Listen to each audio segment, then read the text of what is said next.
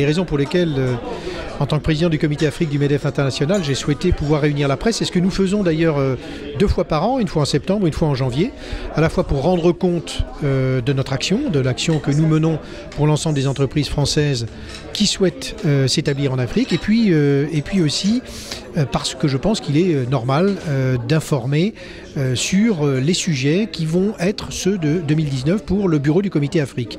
Et nous avons donc 2 sujets principaux.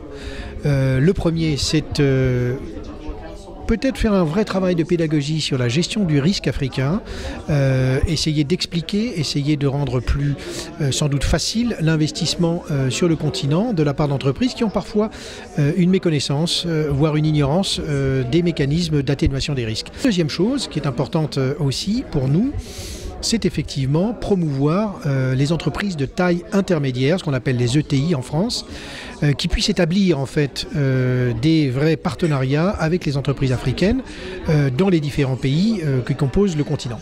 Oui, alors ce qui effectivement a capté mon attention, c'est d'abord et avant tout le fait de pouvoir travailler en Afrique par les Africains et avec les moyens financiers que développent localement les Africains dans leur propre pays. Évidemment, la technologie, le savoir-faire ne peut s'exprimer que s'il est partagé, et il est partagé avec les acteurs qui sont ceux avec lesquels vous faites votre développement. Et la deuxième chose qui m'a quand même frappé aussi en termes de...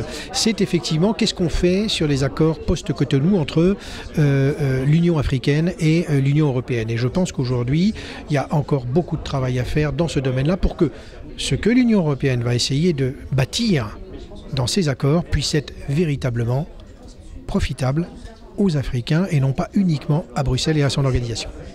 Que ce qu'on appelle l'aide au développement, c'est assez connoté, c'est-à-dire que c'est plutôt assez ancien comme terme. Je pense que les Africains n'ont pas forcément besoin de ça. Ils ont besoin surtout de partenaires, de gens avec lesquels ils vont pouvoir monter une relation équilibrée et dans lequel le partenaire va apporter sans doute sa technologie ou son savoir-faire et je dirais l'entreprise africaine, sa connaissance du milieu local, son savoir-faire et son sens de l'innovation, parce que le sens de l'innovation africain est remarquable en bien des égards. Et donc je pense qu'aujourd'hui il s'agit beaucoup plus de partager les fruits d'une réalisation locale que de parler d'aide au développement.